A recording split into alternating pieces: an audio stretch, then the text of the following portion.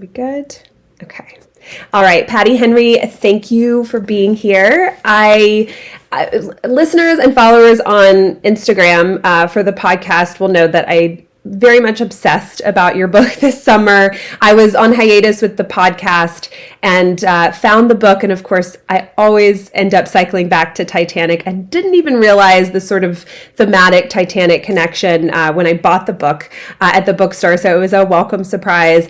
And I just would love to first, before we jump into questions about ties to Titanic, ties to, the type of research that I do and talking about historical fiction, which I do with a lot of authors here. I would love for listeners to get a sense of who you are. So if you maybe just want to share a little bit of your background and introduce yourself. Oh, LA, thank you so much for having me. I love talking about Surviving Savannah. I love talking about books. I love talking about stories. I am Patti Callahan Henry. I have been an author since the early 2000s. My first novel came out in 2004. Surviving Savannah was, I think, my 17th novel. But I wasn't originally a novelist. It was a second career for me. I was a pediatric nurse. So I went to Auburn University and I graduated in nursing. And like you, I got a degree out of Georgia at Georgia State for pediatric nursing, a master's degree. And I loved being a nurse, and yet stories and books had always been the thing that sustained me in my life. And after I was married and had 3 kids, I decided that I just wanted to try and write one book. I wanted to do the thing that had sustained me, which was create stories. And that was 18, 19 books ago. My first 12 or 13 books were contemporary novels set mostly in the South, set in South Carolina, North Carolina, Georgia, on the coastline, mostly in the Low Country. And a couple of them had a little bit of a historical element or backstory, but they were purely contemporary stories until the mid 2015-16, I decided that I wanted to write about C.S. Lewis's wife, Joy Davidman.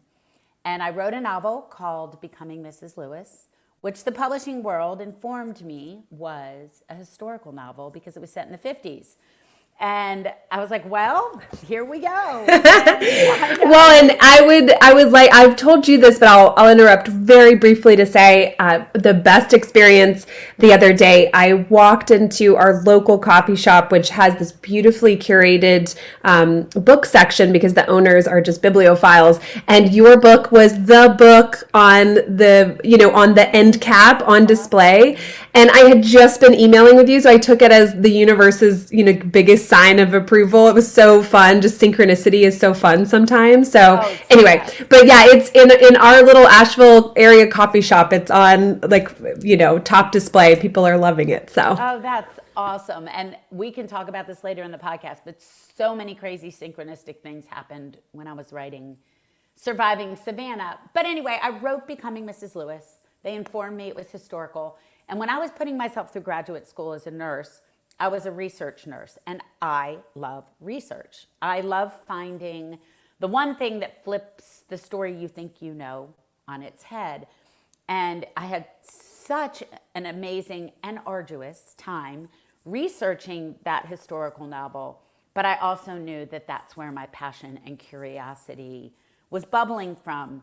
So I decided that I wanted to stick with historical fiction because I really find those stories the most fascinating, especially when we can pull out of them the myth or the thing that we think we know. And so my last 5 novels have been historical, and here we are today talking about Surviving Savannah.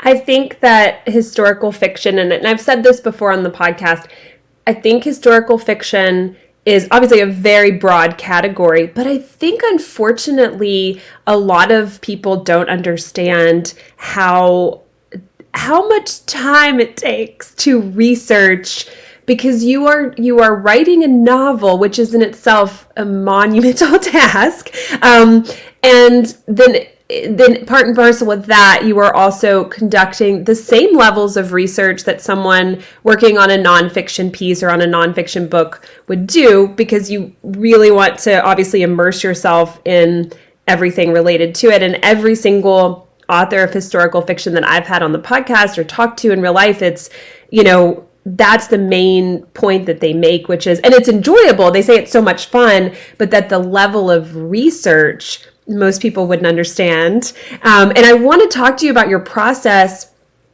in a second, but tell us how you came to the Surviving Savannah story. So the book is about, it is fiction, but it's a dual timeline, and in one timeline is the unfolding story of this ship that wrecked called the Pulaski, which is a real ship. And then in the more modern timeline, you have a character in Savannah who is working to uncover what happened. And in the meantime, it's just this wonderful mix in both timelines of real history, real themes that are important, like slavery, but also it's also kind of a love story. There's also a lot of like wonderful character development. So how did you find the Pulaski story, and what gripped you about it to want to write this book about a shipwreck? Absolutely. So let me just tap back real quick about the research, and I know we'll talk more, but yes, what people don't realize about historical fiction is that you're probably doing as much research as someone writing a nonfiction piece, but you can't put 80% of it in. Like, you have to know it, but it doesn't always, it finds its way between the lines in historical fiction instead of blatantly. And if you use every single piece of research that you discovered, it would read like a list of facts instead of a story. And when I first heard about Surviving Savannah was years before I started writing it, when I first heard about the ship that we're talking about. So Surviving Savannah is about the lost to time SS Pulaski that sailed out of Savannah in 1838 and was carrying the wealthy residents of Savannah and Charleston north for the summer. Because in the 1800s, if you could leave the South in the summer, you did leave the South. And steam was fairly new. And so this was a new way of journeying to the north, and a much quicker way, obviously. And a local friend of mine in Bluffton, South Carolina, he's a mariner, and he knows the waterways better than he knows the streets. He's probably a fourth generation Bluftonian. Bluffton, for those of you who don't know, is right across the river, literally right across the river from Savannah. So although Bluffton is South Carolina, it touches Savannah by water. And he asked me if I had ever heard of the shipwreck. And I said, no, but I don't write about shipwrecks, which was just such a ridiculous thing to say, because I can write about anything I want to write about. But it just, I'm imagining the perfect storm and the wager and these huge, nonfiction tomes about shipwrecks. And he said, no, I want you to read this article. I think you'll find it really interesting because you love Savannah. And I said, I do love Savannah. My daughter went to SCAD, which is Savannah College of Art and Design. We've been in the Low Country our whole married life. And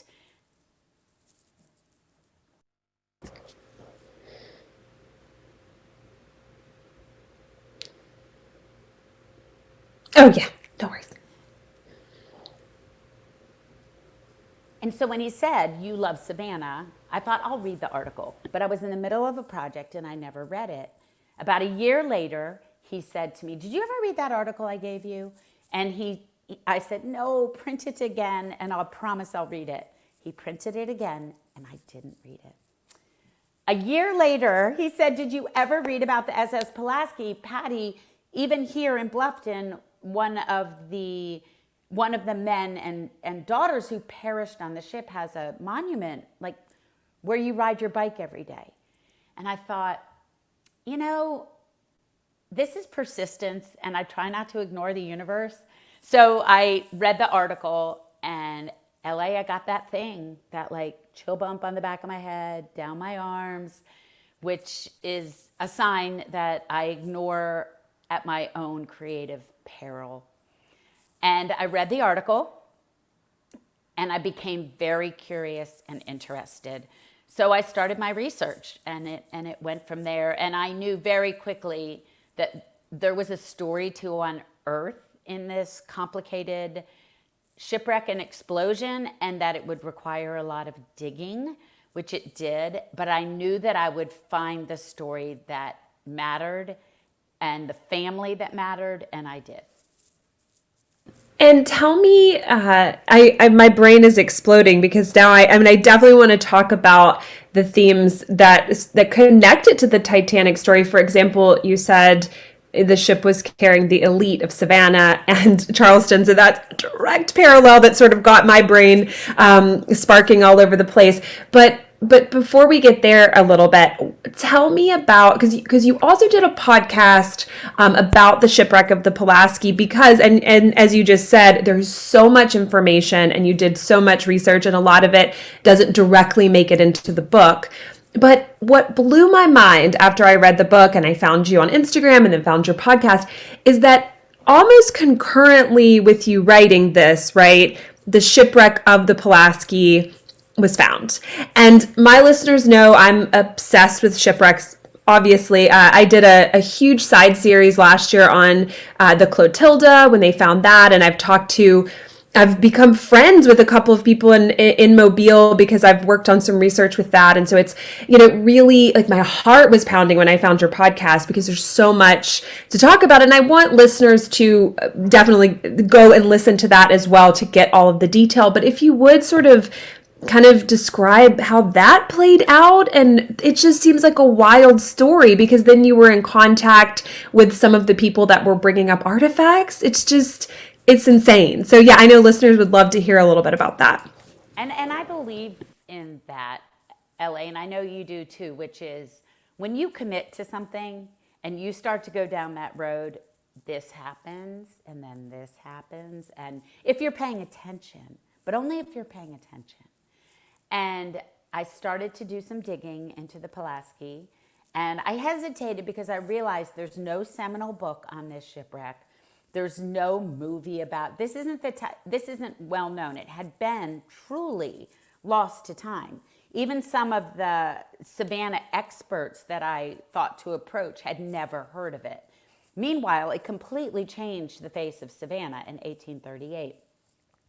So I started digging, started doing some research, and the first headline that popped up was about a company that had a shipwreck hunting company that had found the Pulaski. 30 miles off the coast of Wilmington, North Carolina, 200 feet deep, they had found the ship. People have been looking for it forever. And because great amounts of money and jewelry and silver were on this ship, because if you think about 1838, this is a time when people traveled with all their money. There were no credit cards or paper checks, and America was a very young country, so a lot of people still used Spanish doubloons, UK money. American money, there wasn't as much of it yet. We were just starting to print and make our own coins and money. But if you traveled, you took it with you. So people were traveling with cases of coins and money. And so shipwreck hunters want to find ships that wealthy passengers were traveling on. And this company had just found the Pulaski when I started writing the book. And I knew at that moment that it would be a dual timeline story about the stories that happened that night and the family I chose to write about that we can talk about, and somebody bringing up their belongings from the bottom of the ocean. And after they sat down there for 184 years, waiting to be found, I felt like. And so I tried to contact the shipwreck hunter. His name is Micah Eldred, and I emailed him and he ignored me, and I emailed him again and he ignored me, and I tried to call him and he ignored me. And so I called the Ships of the Sea Museum in Savannah, where I started my research immediately because they have a to-scale model of the Pulaski. And she called Micah and said, please answer Patti, she's legitimate. And he immediately finally called me back, and we talked for hours, and I worked with him the whole time that I was writing the book. I wrote, long section. He would send me pictures when they found things, and I would incorporate them into the book. They are still diving on the Pulaski right now. There is lots more to be found. They've already found millions of dollars worth of coins and jewelry, but there is more, and they're still diving. But this was 4 years ago when they first found it. So that was kind of the gateway drug for me, right? They found the ship while I'm curious about the ship.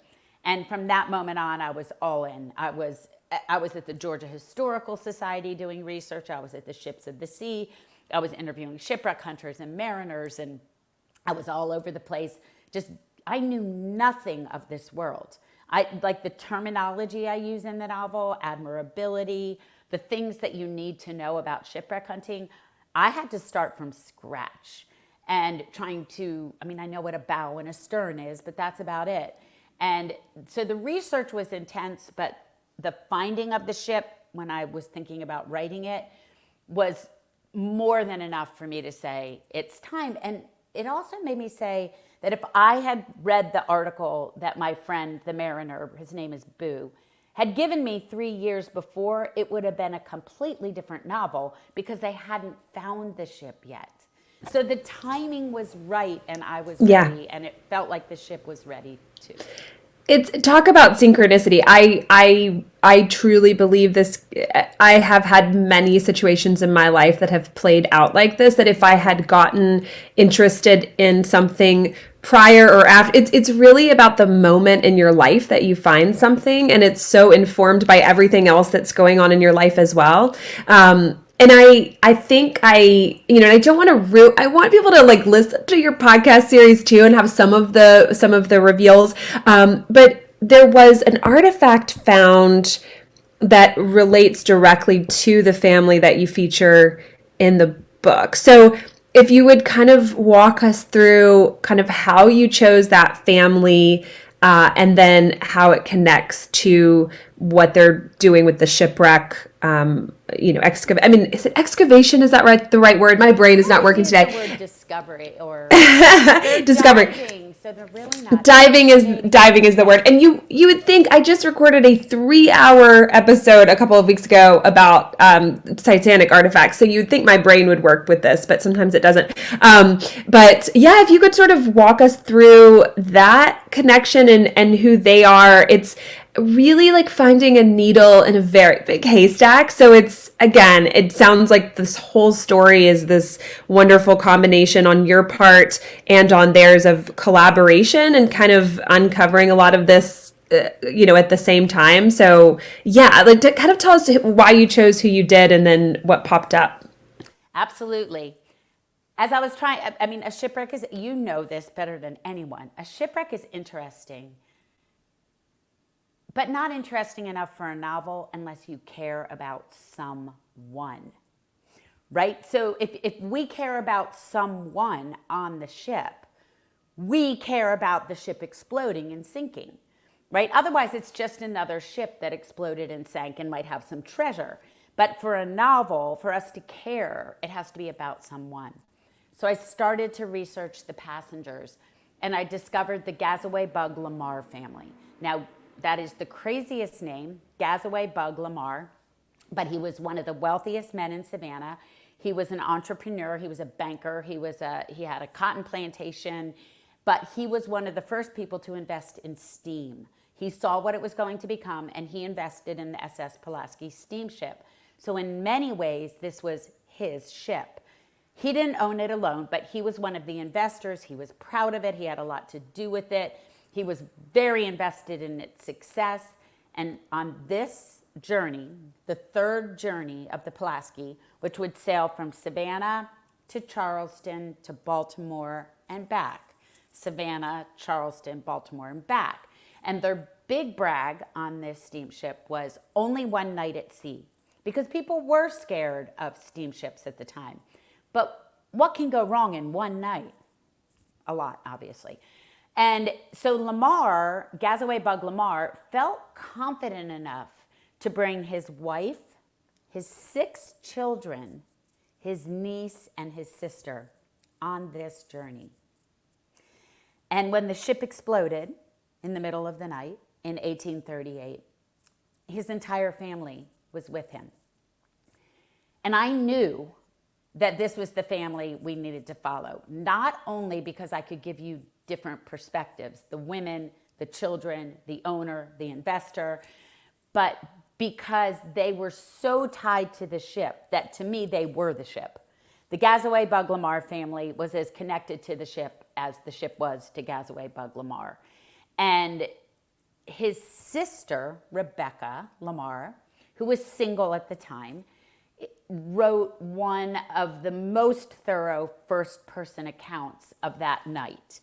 It is in the Georgia Historical Society records, and I read it. And because her voice rose up out of that night in 1838, I knew that I wanted to tell a story from her point of view. I also knew that I wanted this to be different than other shipwreck books, meaning I didn't want to tell it from the captain's point of view or the first mate's point of view, who would say, head northwest on the easterly currents, of that, right? That these women would know nothing of this. They would know they needed to find their loved ones and their children and their family and find a way to float, because the ship was sinking. It sank in 45 minutes. From explosion to darkness was 45 minutes. So these women that I wanted to follow, and I chose two, one completely historically accurate, Rebecca Lamar, although I give her a new name, and then I give new life to Lamar's niece, who did not survive, but I gave her a new name, and Lily, and we follow her. And she is an amalgam of everybody who got away in a lifeboat. So I wanted to show somebody who was left floating at sea and somebody who was on a lifeboat. Okay, that is all backstory. I am halfway through writing the novel, which is usually when I want to quit and I see something shiny out of the corner of my eye. I like that idea over there. You see that really handsome guy? You know, I didn't mean to marry that guy.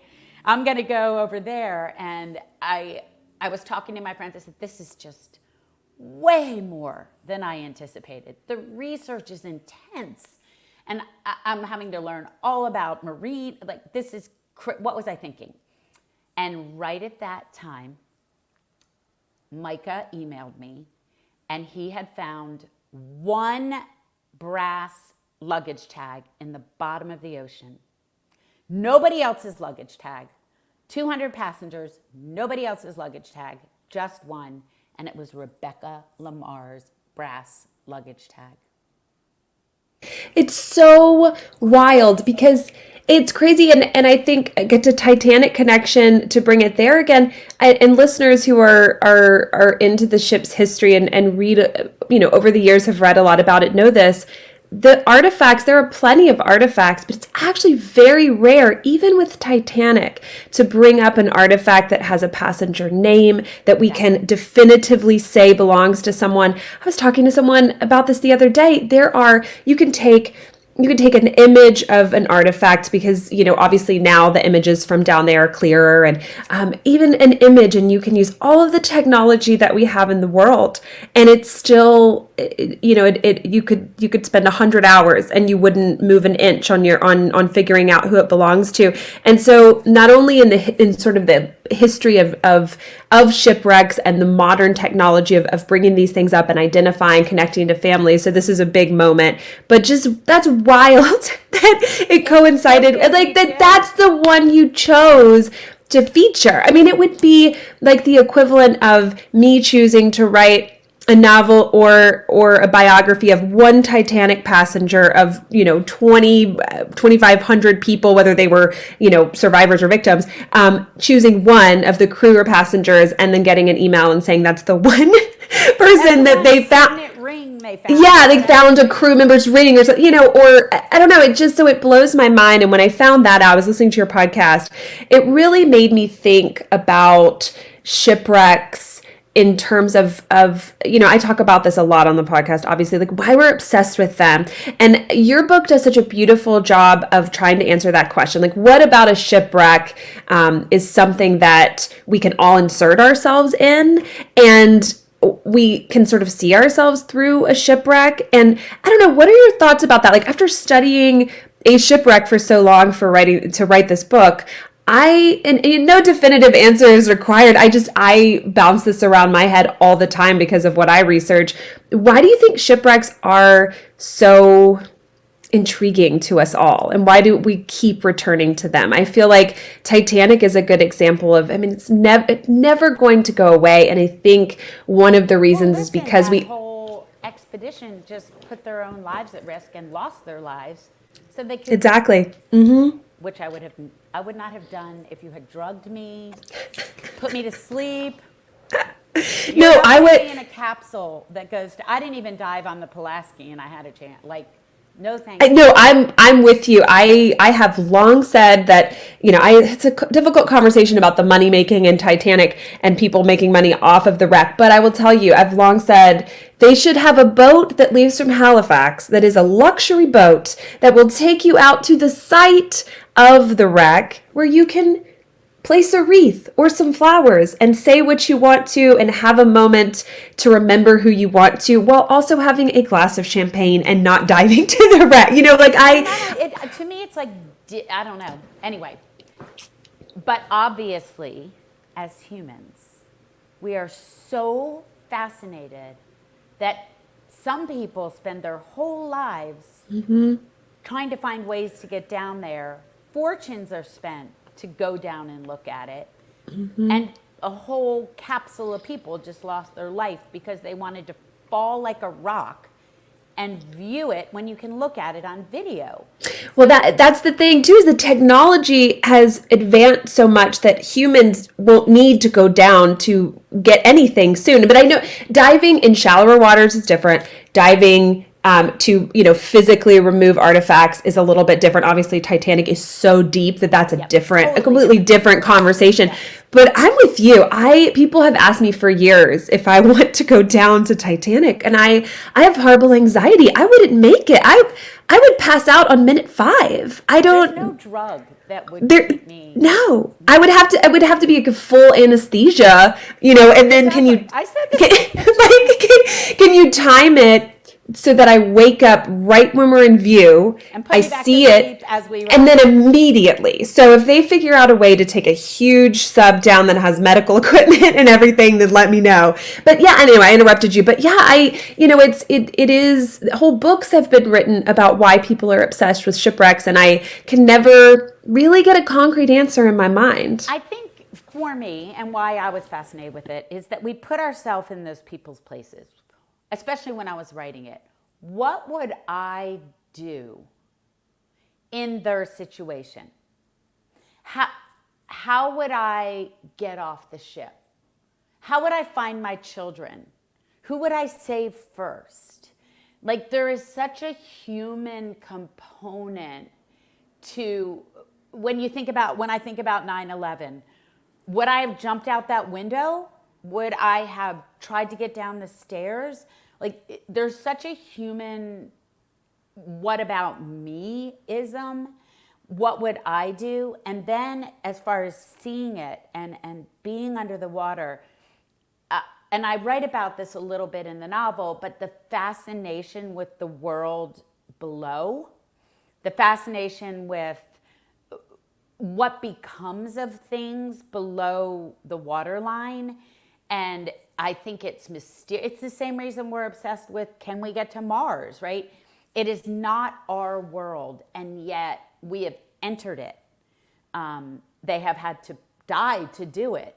But I think between what would I do and the human drama of that, and then the mystery of what becomes, and something is very alluring about somebody's possession sitting on the bottom, for me, somebody's possession sitting at the bottom of the ocean for 184 years, and then someone being able to pick it up and bring it to the surface.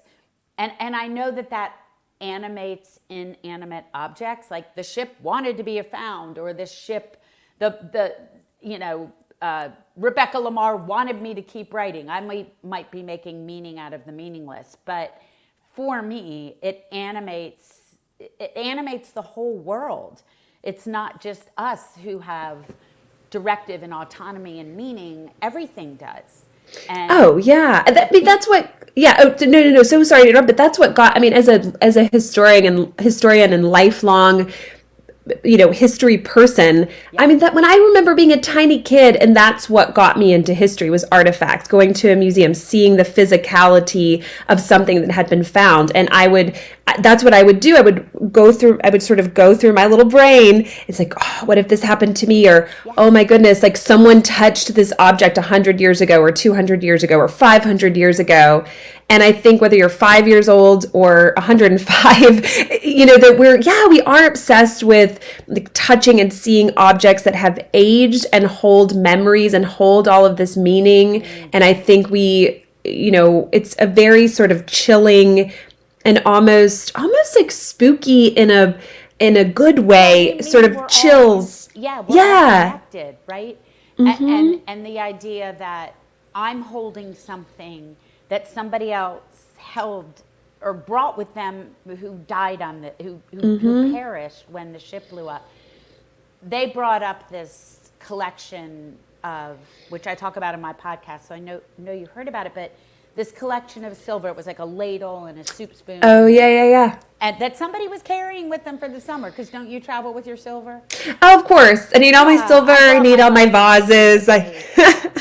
No, but and that's another Titanic connection too, is, with Titanic artifacts, that's some of the main things we have: silverware, bowls, gravy boats, whatever it may be. The dining experience on Titanic was such a huge part of her as a luxury liner. And so a lot of the artifacts that are accessible in the debris field are dining related, and also are debris from people's trunks. And it's a similar situation where people don't realize that the trunks were wooden.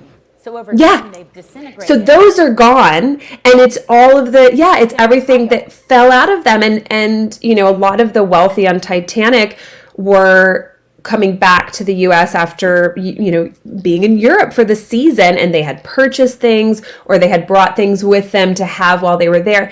And then more importantly, and I mean, really historically, it was an immigrant ship, obviously, and the immigrants in third class, they were bringing all of their belongings. Everything. I mean, not just, I went to France for a few months and bought some new silver. No, these were people that had put everything they had worked blood, sweat, and tears for in a box and were bringing it over to start a new life. And that, to me, is just, no matter how long I study Titanic or any shipwreck, to me, that's the most moving part about it. Gosh. And when you're writing about it or talking about it, and I know you feel this way, when they found that cachet of silver that had initials on it, I spent way too long, time I didn't need to spend, because it's not even in the novel, finding out who it belonged to. And I had to dig through it eventually allowed me to make the first complete list, passenger manifest. But I found who it belonged to, and you don't want to just write about them, you want to honor them. So it's not just like I'm using them as a story and a great novel and a propulsive read because we want to see if they survive and we found out what happened and all of that, but as much as an honoring of who they were, what they did, how they did or didn't survive, what they did to give their life up for someone or to survive or help someone else survive.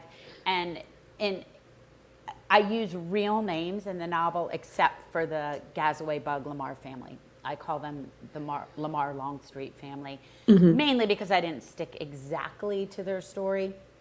So I didn't want to act like that was their true history. But everybody else, from the captain to the first mate, I used their real names to honor what happened to them and what happened that night. Which I think is incredible. And something you said a little while ago really struck me when you said, writing historical fiction, it's got to be interesting. It's got to be you know, you have to honor all of the history, but also someone needs to want to turn the next page. And unfortunately, what I see in a lot of historical fiction about ships or shipwrecks is like just such a focus on the crew. Exactly, of this technical, like, this is what I did now. You know, this is what I did, and this is why the northeast for the westerly wind. and you know, and yeah, and a whole page about, you know, physical details of the ship. And that doesn't work for me. And for some people it does. And that's great. You know, for me, it's the human stories. And when doing this podcast, it's the same. And one thing that really struck me that I would love to talk about, because like I told you before we started recording, I did my PhD in American history at UGA, and I studied the South. I studied Southern history. And so when you do your colloquia, when I did my comps, you know, I have to read hundreds of books about, say, U.S. slavery, or, you know, I had a lot of specialties in these little pockets of Southern history. And I've always studied African American history since undergrad and done a couple of oral history projects in that realm. And for me, it was so wonderful to see you weave in the history of slavery into this novel. And I think that a lot of historical novels that cover this period do not address it. And it's such you know, prior to the Civil War particularly, it's such a crucial part of of studying everyday life in the South. And it is a horrible thing that we have to look at head on in order to study Southern history, American history, and you didn't shy away from that. You have a character in the book that is a slave. In both timelines, you're addressing slavery. So I don't know if you feel comfortable talking a little bit about that and sort of why that was important to include for you and how it wove into the research you did, because to me, it was just so refreshing to see that addressed, you know, head on. Thank you. I grew up north. So I grew up outside of Philadelphia until I was 12 years old. And then I lived in South Florida, which we all know is in the South but isn't Southern, and ended up in college at Auburn University in Alabama, which I live now in Birmingham, Alabama. So Southern history, to me, was always seen from an outsider's point of view, not an insider's point of view. Although I have lived in the South longer than I've ever lived anywhere in my life, when I approach the history, it isn't from having grown up hearing the stories or the conflict. It was more from an actual book understanding. When I first started writing the novel, I knew there was no way to avoid this subject. Slavery in the South in 1838 was, you know, in full bloom. The plantations could not exist without them. These people could not have packed their trunks and gone on this ship without them. They usually didn't bring the enslaved with them when they went up north because they were crossing the Mason-Dixon line. There was no way, unless I was being disingenuous, to avoid or ignore this. And at the same time, as a white woman who grew up outside Philadelphia, I also didn't have the wherewithal to approach it in a manner that would do it justice. So I did a lot of research. And one of the women that I talked to, her name is Shannon Browning Mullis, and she was the head of the Thomas Owens House in Savannah, which is a museum that has an antebellum home, and then behind it, the slave quarters. And when I asked her why and I went to the antebellum home, so I would understand what the Gazaway Bug Lamar house would have looked like, because there's a couple scenes in the house, and what it would have felt like and how it would have operated. And I was struck by the fact that this was the only antebellum house I had ever toured that had kept the slave quarters, and right in the middle of downtown Savannah. And my eyes just kind of blew open with this idea of, why do we always talk about these beautiful antebellum homes and not talk about the slave quarters? And I asked Shannon, I interviewed Shannon on my podcast, and I asked her that question, and she used a phrase that I use over and over. I have stolen it from her, borrowed it from her, and that is emancipating the past, which means that we can't just take the story we think we know and keep retelling the myth of it, but that we need to look at a story from every single angle, which is what they do at the Thomas Owens house. You have the antebellum home and you have the slave quarters. You get the full story, not the partial pretty story. And I wanted to do that as much as I could, but couldn't do in full because we rarely leave the ship, right? Like the whole book takes place on the ship and its explosion, except for some pieces at the very end when they return to Savannah after the explosion, those who did not perish. And so I also had some sensitivity reads. It also went through many reads at the publishing house. I interviewed people. I read, there is an accounting from a British white woman's point of view who married a plantation owner.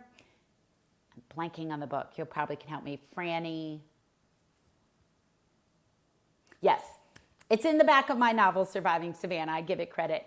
And to read her outsider's point of view coming into a plantation system or coming into a slavery from the UK allowed me to see and feel more than just what the history books told me.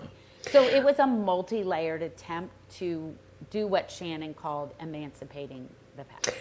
I love that phrase, and you may have read it. I know you've probably heard of it. I just finished reading I think his name is Joseph Ellis, The Sleeping with the Ancestors.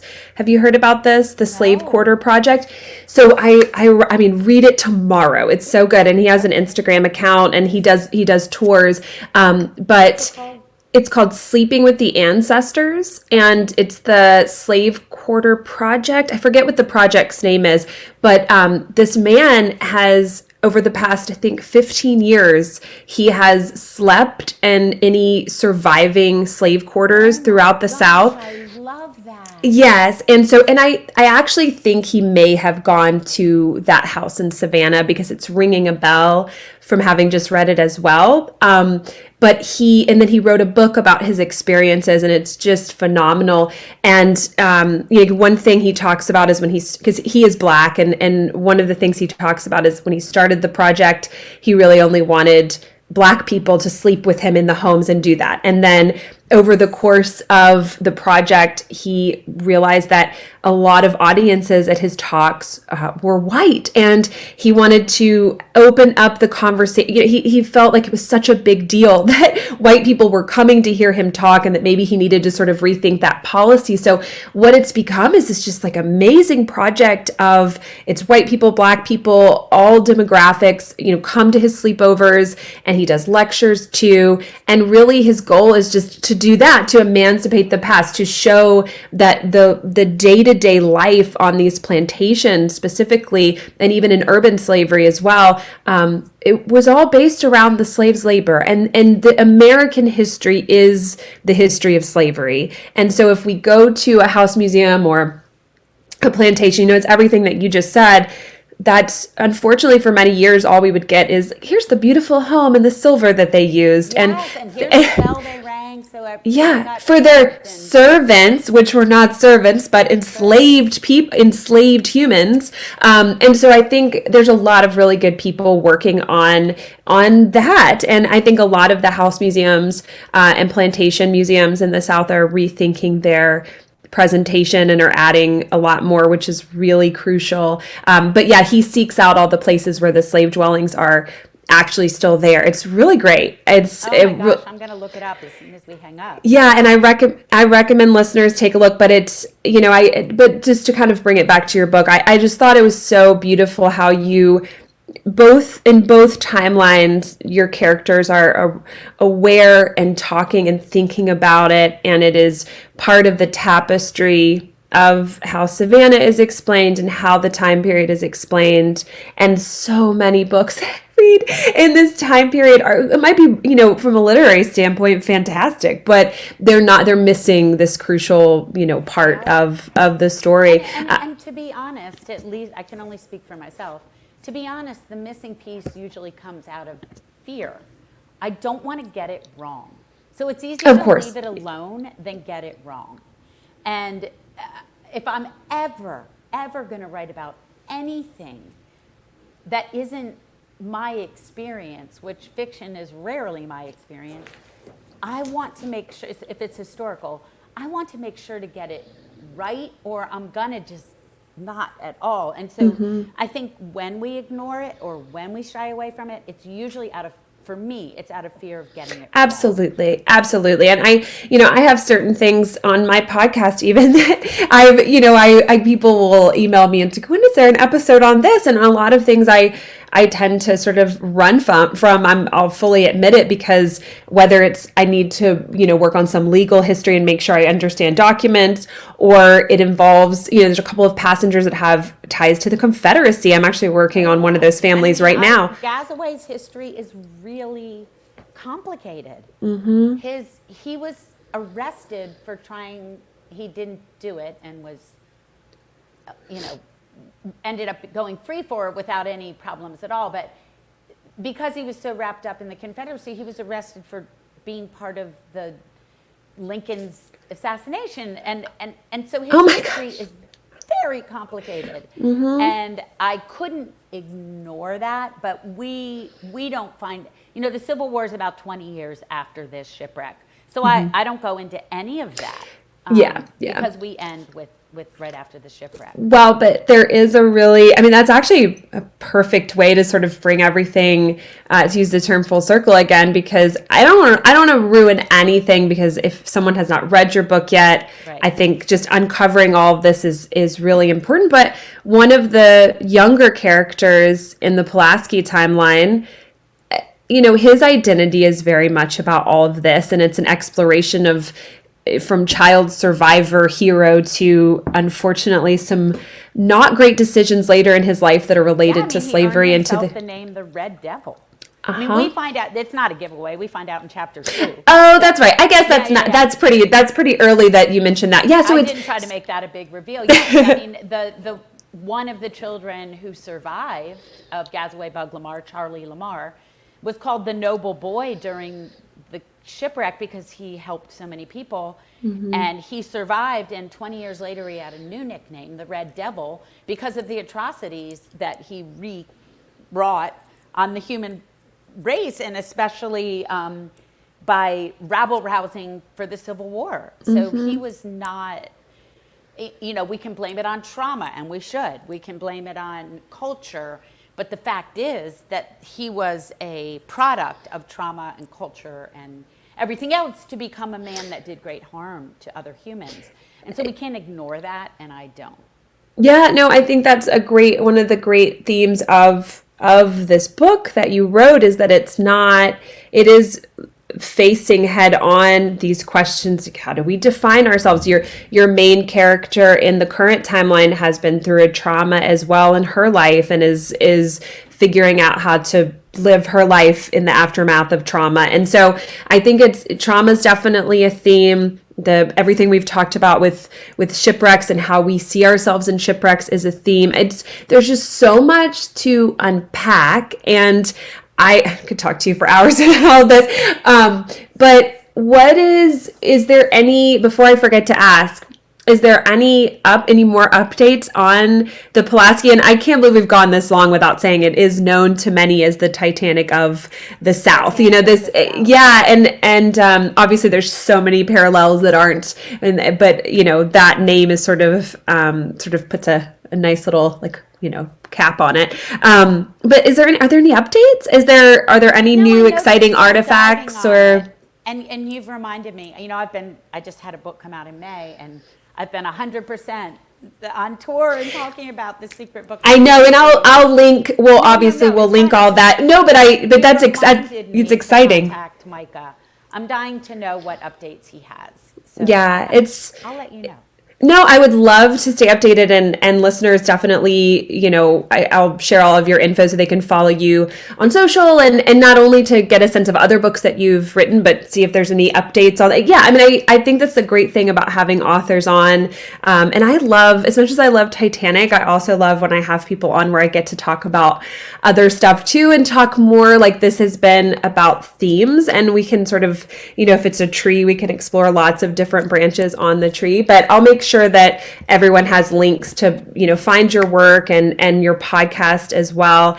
And I want to say again, I think in terms of historical fiction, this is just the gold. Surviving Savannah is just the gold standard for exploring a historical theme like a shipwreck, something like slavery, all of the themes that you work in, with just like very compelling plot and character development. So I'm excited to read your other work. I admittedly I just told you before we recorded, we moved this summer. Listeners know that my to be read pile is like half a mile up, on the bedside table, and I haven't read much this. And anyway, that I won't say. I've definitely fallen behind. I'm usually like a voracious reader, but our home has been in so much turmoil. I'm so behind, but I can't wait to read more of your work. And are you working on anything right now? Can you reveal?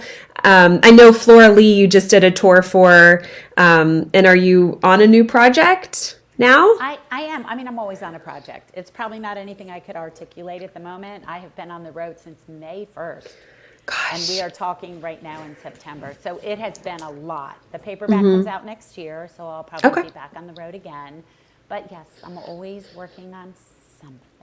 That's wonderful. I am a historical fiction girl, so I can't wait to read I have your whole catalog to read now. So I'm so glad that I found you. And we were joking right before we recorded. I wanted to hold up, the book when we got on the call, and I went looking for it and realized I had given away my copy again, and that's now happened twice. Then I bought a copy and then shared it with someone. I gave it to my mother-in-law a few weeks ago, but I really encourage listeners. I think the Titanic connection is pretty strong here, again, thematically. So I think Titanic people will really love diving into this and then discovering your other work as well. Thank you so much for taking the time to talk about all this. We talk for 10 hours, but yeah.